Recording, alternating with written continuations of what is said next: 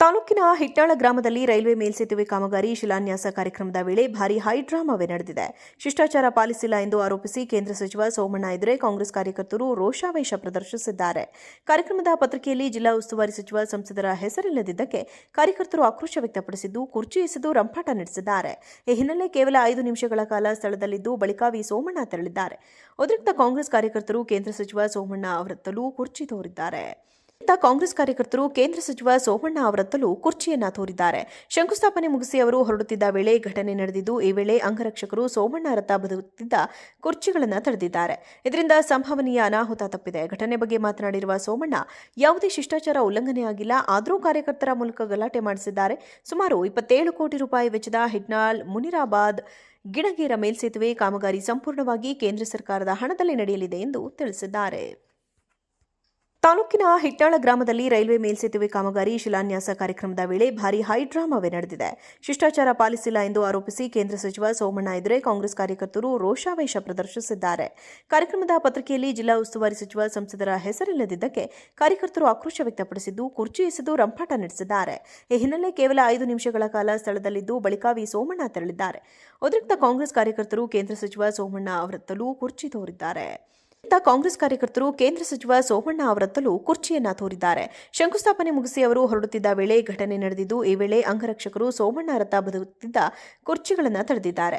ಇದರಿಂದ ಸಂಭವನೀಯ ಅನಾಹುತ ತಪ್ಪಿದೆ. ಘಟನೆ ಬಗ್ಗೆ ಮಾತನಾಡಿರುವ ಸೋಮಣ್ಣ, ಯಾವುದೇ ಶಿಷ್ಟಾಚಾರ ಉಲ್ಲಂಘನೆಯಾಗಿಲ್ಲ, ಆದರೂ ಕಾರ್ಯಕರ್ತರ ಮೂಲಕ ಗಲಾಟೆ ಮಾಡಿಸಿದ್ದಾರೆ. ಸುಮಾರು 27 ಕೋಟಿ ರೂಪಾಯಿ ವೆಚ್ಚದ ಹಿಟ್ನಾಳ್ ಮುನಿರಾಬಾದ್ ಗಿಣಗೇರ ಮೇಲ್ಸೇತುವೆ ಕಾಮಗಾರಿ ಸಂಪೂರ್ಣವಾಗಿ ಕೇಂದ್ರ ಸರ್ಕಾರದ ಹಣದಲ್ಲಿ ನಡೆಯಲಿದೆ ಎಂದು ತಿಳಿಸಿದ್ದಾರೆ. ತಾಲೂಕಿನ ಹಿಟ್ನಾಳ ಗ್ರಾಮದಲ್ಲಿ ರೈಲ್ವೆ ಮೇಲ್ಸೇತುವೆ ಕಾಮಗಾರಿ ಶಿಲಾನ್ಯಾಸ ಕಾರ್ಯಕ್ರಮದ ವೇಳೆ ಭಾರೀ ಹೈಡ್ರಾಮಾವೇ ನಡೆದಿದೆ. ಶಿಷ್ಟಾಚಾರ ಪಾಲಿಸಿಲ್ಲ ಎಂದು ಆರೋಪಿಸಿ ಕೇಂದ್ರ ಸಚಿವ ಸೋಮಣ್ಣ ಎದುರೇ ಕಾಂಗ್ರೆಸ್ ಕಾರ್ಯಕರ್ತರು ರೋಷಾವೇಶ ಪ್ರದರ್ಶಿಸಿದ್ದಾರೆ. ಕಾರ್ಯಕ್ರಮದ ಪತ್ರಿಕೆಯಲ್ಲಿ ಜಿಲ್ಲಾ ಉಸ್ತುವಾರಿ ಸಚಿವ ಸಂಸದರ ಹೆಸರಿಲ್ಲದಿದ್ದಕ್ಕೆ ಕಾರ್ಯಕರ್ತರು ಆಕ್ರೋಶ ವ್ಯಕ್ತಪಡಿಸಿದ್ದು, ಕುರ್ಚಿ ಎಸೆದು ರಂಪಾಟ ನಡೆಸಿದ್ದಾರೆ. ಈ ಹಿನ್ನೆಲೆ ಕೇವಲ 5 ನಿಮಿಷಗಳ ಕಾಲ ಸ್ಥಳದಲ್ಲಿದ್ದು ಬಳಿಕ ಸೋಮಣ್ಣ ತೆರಳಿದ್ದಾರೆ. ಉದ್ರಿಕ್ತ ಕಾಂಗ್ರೆಸ್ ಕಾರ್ಯಕರ್ತರು ಕೇಂದ್ರ ಸಚಿವ ಸೋಮಣ್ಣ ಅವರತ್ತಲೂ ಕುರ್ಚಿ ತೋರಿದ್ದಾರೆ.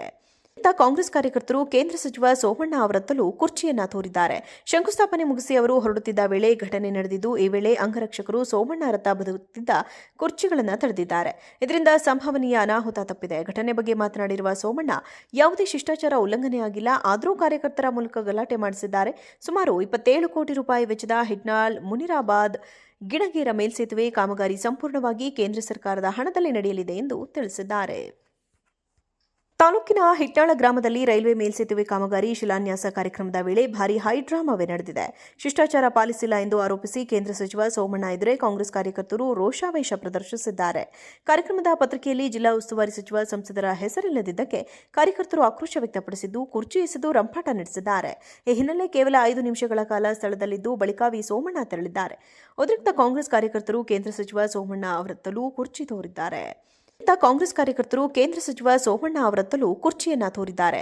ಶಂಕುಸ್ಥಾಪನೆ ಮುಗಿಸಿ ಅವರು ಹೊರಡುತ್ತಿದ್ದ ವೇಳೆ ಘಟನೆ ನಡೆದಿದ್ದು, ಈ ವೇಳೆ ಅಂಗರಕ್ಷಕರು ಸೋಮಣ್ಣ ರಥ ಬದುಕುತ್ತಿದ್ದ ಕುರ್ಚಿಗಳನ್ನು ತಡೆದಿದ್ದಾರೆ.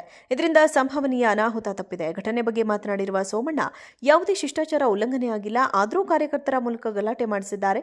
ಸುಮಾರು 27 ಕೋಟಿ ರೂಪಾಯಿ ವೆಚ್ಚದ ಹಿಟ್ನಾಳ್ ಮುನಿರಾಬಾದ್ ಗಿಣಗೇರ ಮೇಲ್ಸೇತುವೆ ಕಾಮಗಾರಿ ಸಂಪೂರ್ಣವಾಗಿ ಕೇಂದ್ರ ಸರ್ಕಾರದ ಹಣದಲ್ಲಿ ನಡೆಯಲಿದೆ ಎಂದು ತಿಳಿಸಿದ್ದಾರೆ.